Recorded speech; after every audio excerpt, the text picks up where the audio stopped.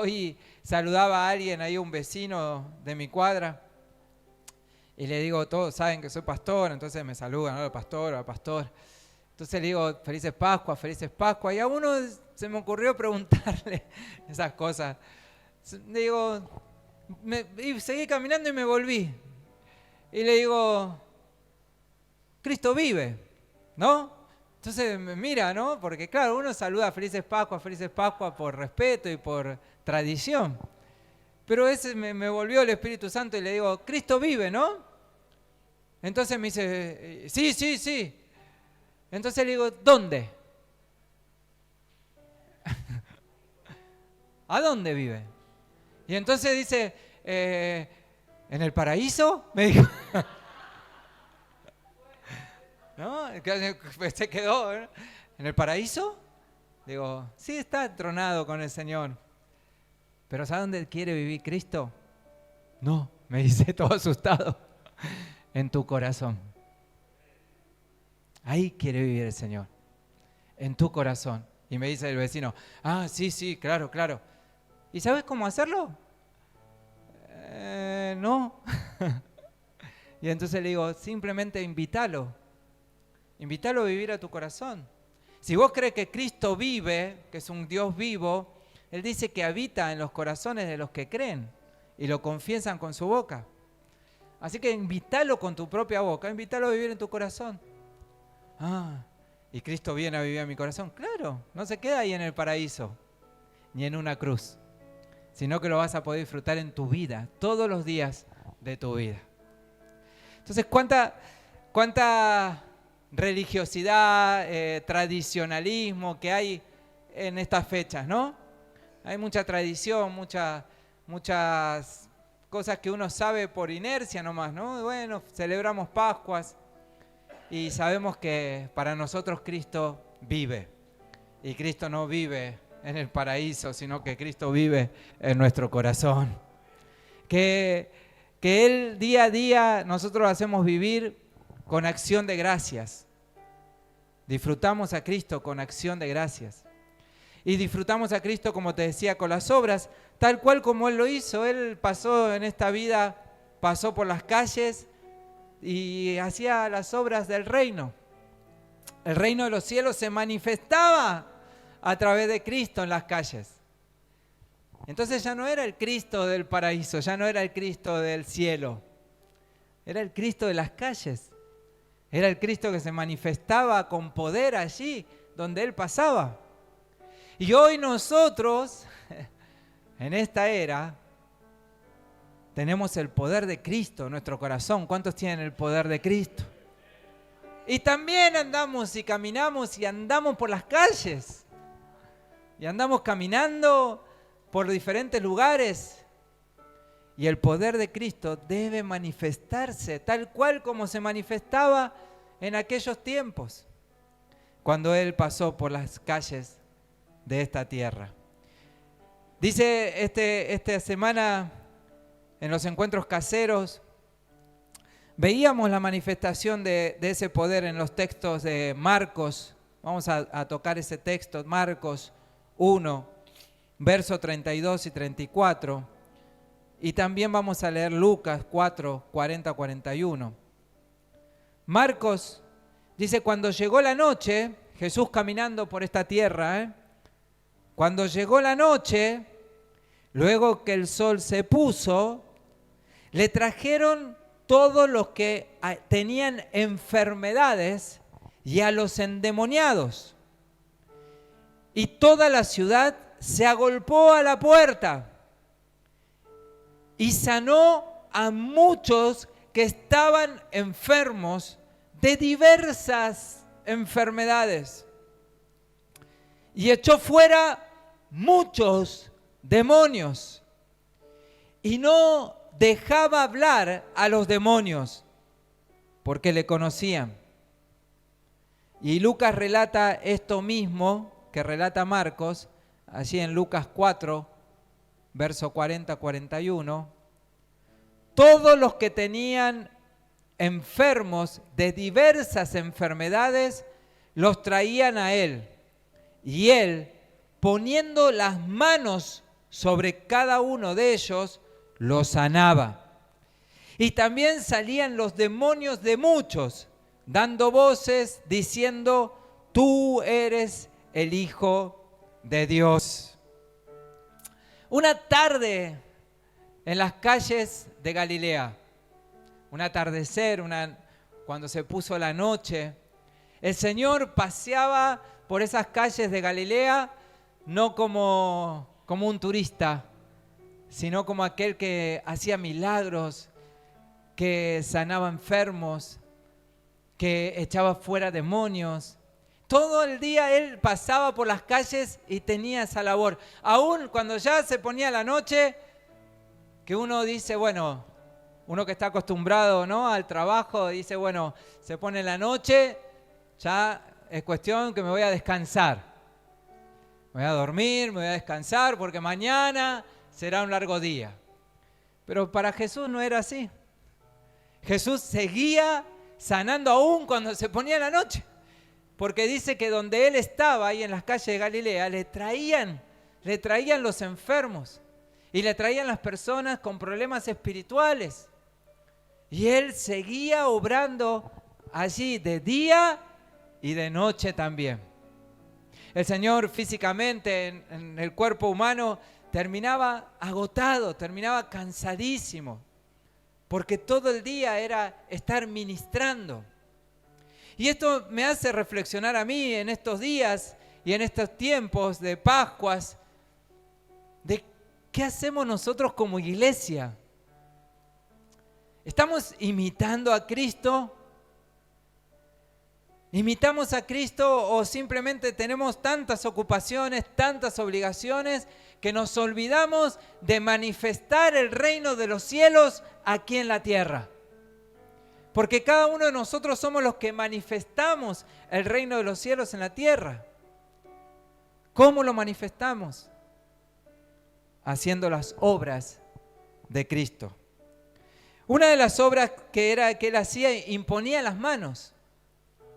Él imponía las manos y dice que los enfermos sanaban y los demonios salían. Los que estaban endemoniados, salían los demonios.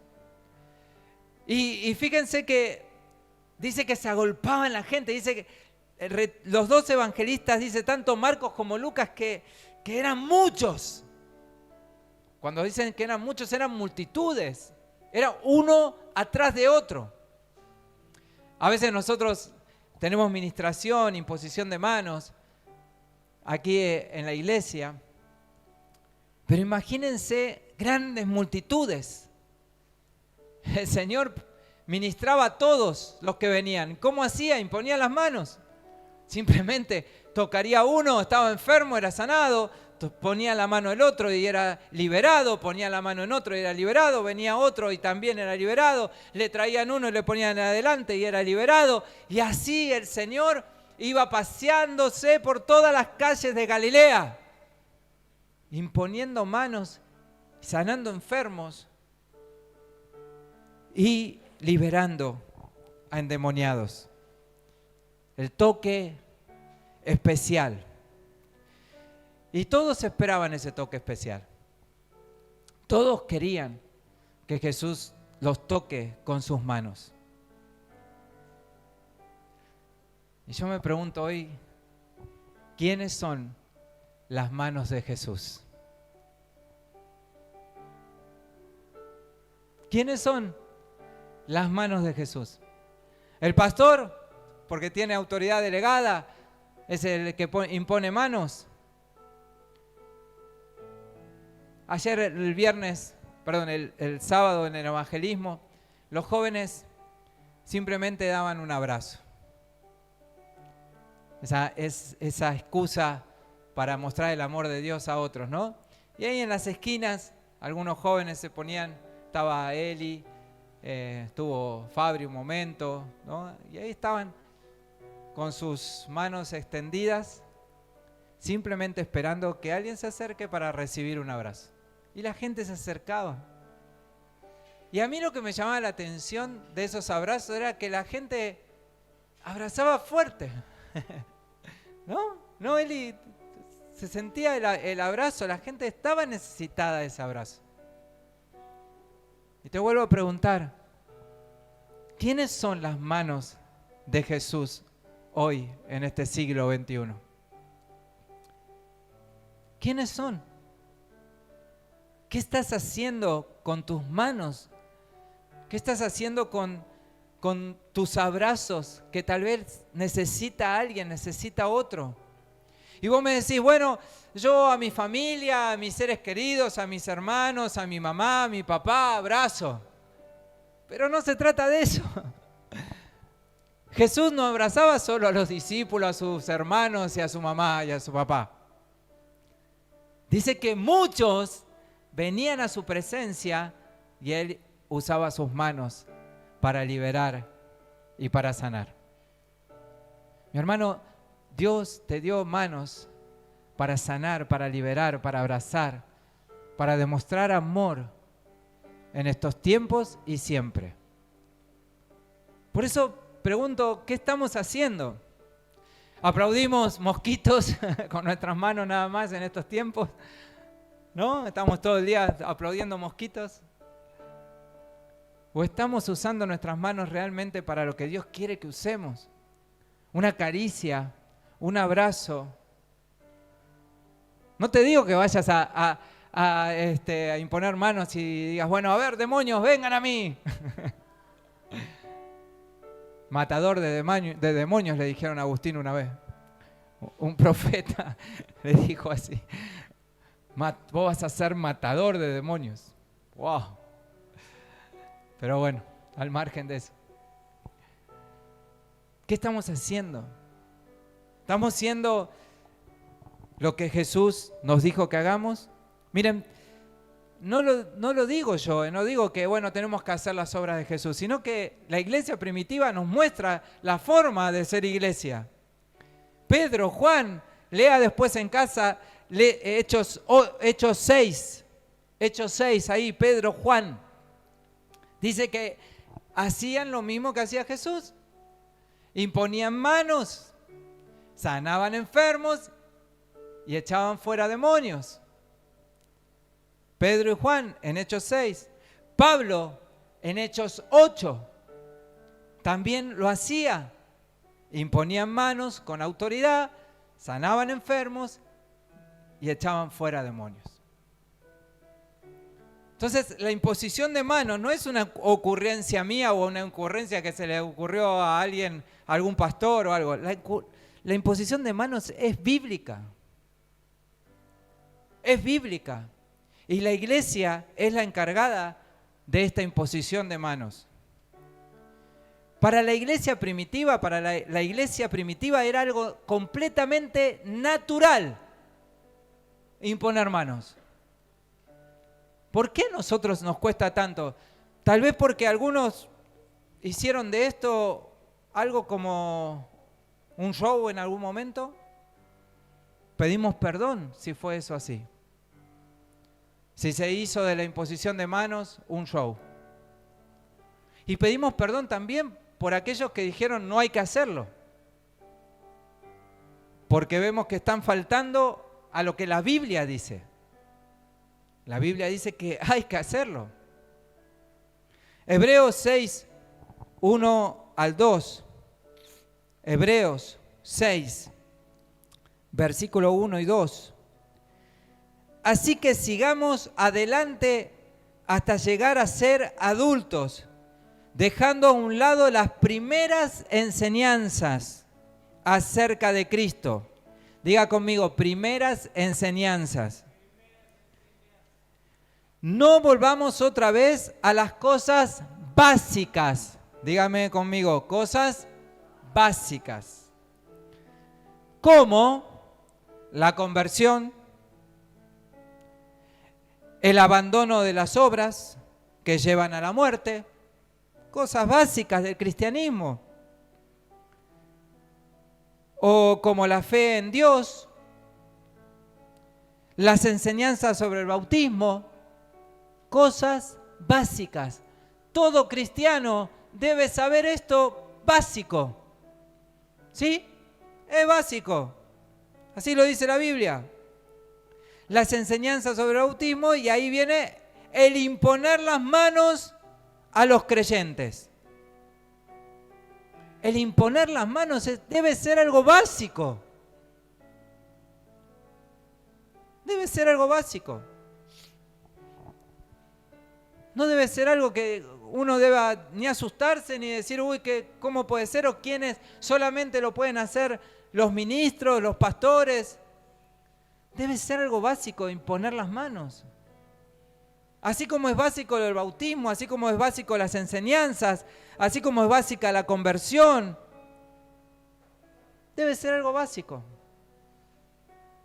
Cuando vos ya directamente vas a orar por alguien, porque tiene necesidad, y le haces esto, y comenzás a orar, o tal vez le das un abrazo, ya estás imponiendo manos. Entonces, para la iglesia primitiva era algo básico esto. Primeras enseñanzas. ¿Por qué a nosotros nos cuesta tanto o no lo practicamos? ¿Por qué no oramos por las personas? ¿Por qué nos cuesta tanto orar por las personas? ¿Por qué nos cuesta tanto decir voy a orar por vos? ¿Estás enfermo? ¿Estás atravesando la enfermedad? Voy a orar por vos, tenés un problema, una opresión, un demonio, lo que sea, voy a orar por vos. ¿Por qué nos cuesta esa iniciativa? ¿Será porque no tenemos las cosas básicas bien claras? Ahora, si yo pregunto, ¿cuántos años tenés de creyente? Estamos en el horno acá, por lo menos estamos... No baja ninguno de los 3, 4, 5, 6, 10, 20, 30 años de creyente. Entonces, ¿por qué no tomamos iniciativas básicas que el Señor nos está pidiendo que tomemos? Hay una advertencia, sí, Pablo lo dice a Timoteo.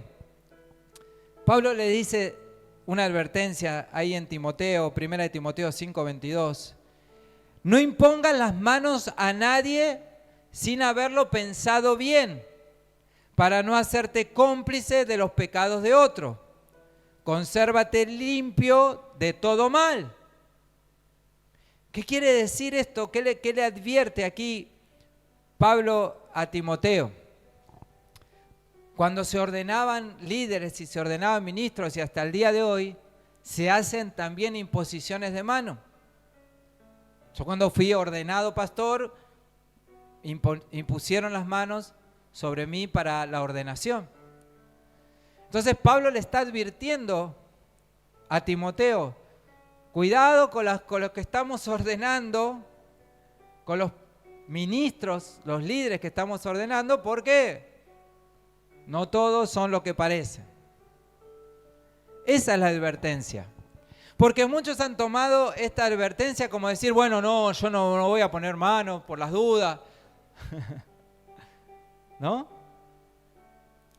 Entonces, la advertencia es para ministros, para la ordenación de liderazgo, de ministros. Se lo está advirtiendo a Timoteo como pastor. Esta advertencia es para mí, por ejemplo. ¿Sí? Para cuando tengo que ordenar o levantar un líder, un ministro. Pero no para que la iglesia no imponga manos. Porque la iglesia vimos que lo que hacían era imponer manos y sanar enfermos. Y era una práctica habitual de todos los discípulos. ¿Cuántos discípulos hay acá? Amén. Somos discípulos. Si todavía te falta discipulado, te falta aprender las cosas básicas, habla conmigo y vamos de vuelta a aprender las cosas básicas. Pero creo que la mayoría ha aprendido las cosas básicas. ¿Cuántos saben sobre el bautismo? ¿Cuántos saben? ¿Saben sobre el bautismo, no? ¿Por qué nos bautizamos? ¿Sí? Entonces, hay cosas básicas que nosotros ya sabemos. Y sobre la imposición de manos también debe ser algo básico. Dice que al imponer manos, los enfermos sanan y los demonios huyen. Claro que uno tiene que tener autoridad para hacer eso, ¿no? Pero la autoridad, ¿dónde se logra autoridad? ¿Dónde se cosecha autoridad? En la presencia de Dios. Ahí se cosecha autoridad. Cuando yo voy a la presencia de Dios, confieso todos mis pecados. Cuando voy a la presencia de Dios y le pregunto al Señor cuál es su voluntad. Cuando le confieso al Señor todas mis debilidades. Cuando me comprometo delante de Dios a obedecer y a hacer su palabra, su voluntad, entonces ahí se cosecha autoridad. Y dice que los enfermos sanan y los demonios huyen. Imaginemos un momento esas calles de Galilea. Esas calles de Galilea había alegría, había gozo todo el tiempo. Muchos eran sanos. Imagínense una persona como los milagros que después vamos a ver, personas de años sufriendo una enfermedad, siendo sanos solamente por un toque del Señor, siendo completamente sana. Personas oprimidas, personas con problemas espirituales, solo por un toque del Señor siendo liberada completamente. Había gozo, había alegría. Y yo me pregunto, ¿qué hay en nuestras calles? Hay gozo, hay alegrías, hay testimonios de sanidad, hay testimonios de poder de Dios. Jesús dejó a la iglesia para que se manifieste esos milagros. El Señor dijo, yo me voy haciendo, me glorifico, estoy en gloria, pero mandaré poder sobre ustedes. Amén. ¿Cuántos dicen amén? Hay poder sobre nosotros. Lo mandó el Señor con un propósito. Para predicar el Evangelio de Jesucristo. Para mostrar ese poder. Pero a veces nosotros estamos tan oprimidos, nosotros mismos estamos tan oprimidos, tan depresivos, tan en cualquier cosa, que nos olvidamos de semejante poder que Dios ha delegado a la iglesia y a cada uno de los creyentes. Nos olvidamos. Por eso no lo practicamos. Porque nos olvidamos, estamos en nuestros planes, estamos en nuestras metas, estamos en nuestros proyectos, estamos en nuestros líos, estamos en nuestras circunstancias, estamos en nuestra enfermedad, estamos en todo. Pablo dice que imponía manos, sanaba enfermos, pero él dice que tenía una debilidad. Probablemente era una enfermedad que él tenía y que el Señor no lo había sanado a él. Quiere decir que no hay excusa, no tenemos excusa para predicar, para anunciar. Lo único que no hay es poder manifestado cada vez que no lo hacemos. Cada vez que no anunciamos, cada vez que no predicamos, cada vez que no le decimos a alguien, Cristo te ama, Jesús vive, Jesús quiere vivir en tu corazón. Cada vez que sabemos que alguien está enfermo, que alguien está dolido, que alguien está pasando por una situación difícil y vos decís, yo tengo mis circunstancias, yo tengo mi situación, pero yo tengo a Cristo y de lo que tengo voy a darle al otro. Y entonces voy y golpeo la puerta y le digo, vengo acá en el nombre de Jesús. Quiero decirte que Jesús te ama, que conoce tu situación y quiere orar por tu vida. Y quién sabe que esa oración tal vez lo libere, lo sane y dé testimonio de que Cristo vive. Las iglesias están vacías por esa circunstancia. Porque la iglesia no manifiesta el poder de Dios. Los jóvenes en sus colegios, los jóvenes en sus facultades, su secundaria, las mujeres, las que son amas de casa en su barrio, los hombres que trabajan en donde trabajan, manifestar el poder de Dios ahí. Las mujeres que trabajan, manifestar el poder de Dios. ¿Dónde? Donde vayan, donde se manifiesten, en las calles. ¿Dónde se manifestaba el Señor? En las calles. Ahora, si mi vida está en cualquier cosa menos enfocada en el reino, entonces nunca voy a hacer la voluntad de Dios. En una administración, ni siquiera tenemos que preocuparnos si hay escándalos o un endemoniado quiere hacer escándalo. ¿Qué le decía el Señor? Que se callen. La semana pasada lo vimos también, ¿no? A los demonios no hay que dejarlo hablar. Entonces, ¿de qué tenemos miedo? Ay, no, se va a producir un desorden, pastor. Se produce desorden si lo dejas que produzca desorden. Al demonio le ordenás que se calle y se vaya, punto. Hay autoridad. Y a veces nosotros tenemos hasta los lugares donde nos movemos, nuestros hogares, nuestras casas están oprimidas, hay opresión demoníaca y nosotros llamamos a otro para que libere nuestra casa. Mi hermano, vos tenés autoridad, el Señor te dio autoridad para poder liberar cualquier situación, cualquier rincón de tu casa, cualquier opresión que quiera el enemigo hacer. Dios te dio autoridad.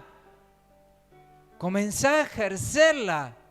Comenzá a ejercer autoridad en tu casa, aún en tu trabajo. Vos me decís, bueno, lo que pasa es que el endemoniado no es mi marido, es mi jefe. El que está endemoniado, pastor, está endemoniado. ¿Quién no tuvo un jefe endemoniado? Con problemas espirituales, por no conocer a Cristo. ¿Quién no lo tuvo? Yo tuve que bancar por años un jefe con problemas espirituales, que estaba en la droga, que se lo veía completamente oprimido por el dinero, por las ansias de querer dinero, plata todo el tiempo. Su Dios, su ídolo era Mamón, ¿no? El rey de las riquezas. Quería tener más y más y más todo el tiempo. ¿Quién no tuvo un jefe endemoniado? Ahora, yo no me quedaba con lo que mi jefe, sus problemas espirituales. Como hijo de Dios oraba todos los días, me encomendaba al Señor. Todos los días. No le hacía batalla a mi jefe, sino a los demonios que lo oprimían.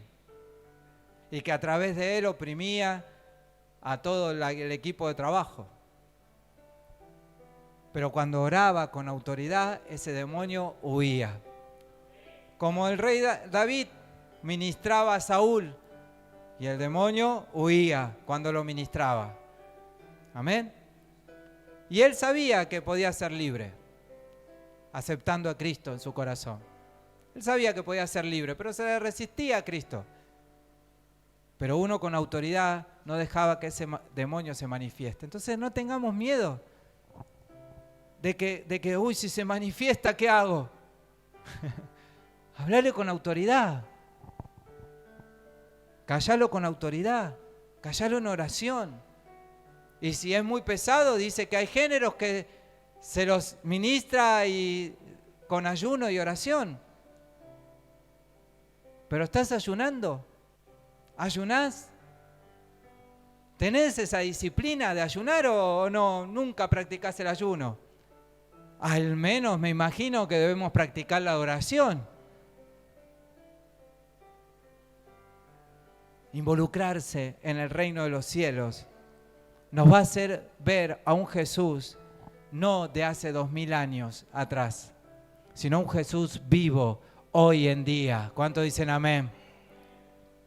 Verlo vivo. Tal vez tenés una vida monótona cristiana justamente por eso. Porque no manifestás el reino de los cielos. Entonces tu vida es monótona, es una vida de religión, de costumbre y nada más. Está bien. ¿Querés pasar tu vida cristiana de esa manera? ¿Es tu elección de vida? ¿Pero vos crees que Dios te salvó para eso? ¿O para manifestar poder en las calles? ¿O para manifestar poder de Dios donde quiera que vayamos? Hoy, 2000 años después, Jesús sigue siendo el mismo. ¿Cuántos dicen amén? ¿Cuántos le dan un aplauso al Dios vivo? ¡Hay un Dios vivo!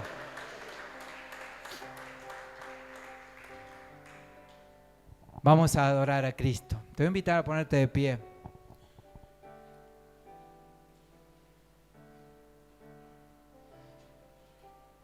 Y poder decir hoy, tal como la iglesia primitiva, lo deja ahí escrito Lucas, tal como la iglesia primitiva,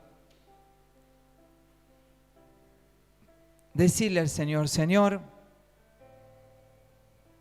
ya sé las cosas básicas, ya las sé, pero no quiero quedarme con las cosas básicas. Señor, yo sé que me has delegado autoridad. Yo sé, Señor, que la sangre de Cristo derramada en la cruz nos ha limpiado, nos ha sanado, nos ha liberado de la esclavitud, del pecado. Señor, y nos has delegado ese espíritu, el mismo espíritu que te resucitó de entre los muertos. El Espíritu Santo de Dios hoy en mí, hoy está en mí. Señor, no quiero simplemente quedarme con una tradición, con las tradiciones de una fecha particular. No quiero quedarme solamente con decir que Cristo vive sin vivirlo, sin vivirlo. Señor, hoy renunciamos a un Cristo vivo sin vivirlo.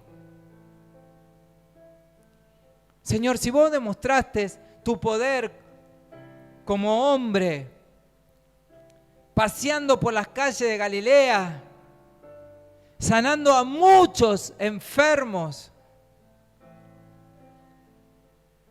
liberando a muchas personas endemoniadas. Señor, si después nos muestra tu palabra que los mismos discípulos también lo hacían, imponían manos, sanaban enfermos. Oh Señor, producían liberaciones. Señor, ¿cómo no vamos a imitar? No vamos a imitarte a ti, no vamos a imitar a la iglesia primitiva. Si el escritor de Hebreos nos está diciendo, hay cosas básicas, y una de las cosas básicas para la iglesia y para cada uno de nosotros es sanar enfermos y liberar endemoniados. Debe ser básico eso para todo cristiano. Señor, y en esta noche de resurrección, donde recordamos tu muerte, tu resurrección, queremos ser esa iglesia viva. Queremos estar vivos en ti, Señor. Y queremos que el Evangelio viva en nosotros. Señor, en esta noche te pedimos perdón. Perdón por haber adormecido al Evangelio. Por haber adormecido el poder del Espíritu Santo en cada uno de nosotros. Señor, perdón por no demostrar tu amor, por no activarnos. Si cada uno de nosotros sabemos dónde está la necesidad, todos sabemos dónde está la necesidad. Está en las calles está a 20 metros de mi casa. Ahí está la necesidad de este mundo. Señor, y muchos dice que vienen a esa luz. Muchos, dice tu palabra, vienen a la luz. Cuando hay una luz encendida, cuando hay una luz manifestada, muchos acuden a esa luz. Señor, enciende esa luz. Vos nos dijiste que nosotros somos la luz de este mundo. ¿Y cómo podemos esconderla? Así dice tu palabra. ¿Cómo alguien que es luz lo va a esconder? Perdón, Señor, por haber escondido muchas veces la luz, por haber callado muchas veces, sabiendo que tu Espíritu Santo nos muestra la necesidad, nos muestra dónde ir, nos muestra qué hacer. Pero a veces es nuestro duro corazón. Es más importante nuestras cosas, nuestras pasiones, nuestros proyectos, nuestros planes, que tus planes y la verdadera necesidad en este mundo. Perdónanos, Señor. Pero en esta noche, Señor, como en las calles de Galilea, cuando vos pasabas, había alegría, había necesidad y había alegría, Señor. Necesidad de todos aquellos que se acercaban a ti, Señor. Y alegría porque vos los devolvías, Señor, con un milagro. Devolvías, Señor, la salud al que estaba necesitando. Restaurabas los problemas espirituales de muchas personas. Restaurabas, sanabas los corazones, restaurabas y sanabas las almas. Señor, ¿cuántas personas alrededor nuestro sabemos que hay necesidad y no nos acercamos, no vamos a darle un abrazo, no le hablamos de Cristo? Perdónanos, Señor. ¿Cuántos jóvenes, cuántas jóvenes, cuántas chicas, Señor, adolescentes que conocemos y que el diablo las está llevando para cualquier otro camino? ¿Cuántos jovencitos, adolescentes, pequeños, el diablo los está llevando hacia la droga, la delincuencia o un camino de perdición? Y están ahí, en la esquina de nuestra casa. Están ahí en las plazas. Están ahí en las calles. Señor, y no sentimos lo que vos sentís. Pasar por esas calles y anunciarle el reino de los cielos. Abrazarlos, amarlos. Darle ese abrazo de amor. En el nombre de Jesús. Señor, en esta noche queremos cambiar y queremos comprometernos como hijos del reino de los cielos. En no quedarnos en las cosas básicas, sino, Señor, en ir por más. Ir por más. En estas Pascuas 2024, Señor, queremos celebrar a un Dios verdaderamente vivo. Ya no de palabra, ya no de palabras, ya no de costumbre, ya no de una simple reunión, sino un Dios vivo en mi corazón todos los días, donde quiera que vaya, manifestar tu gloria y tu poder.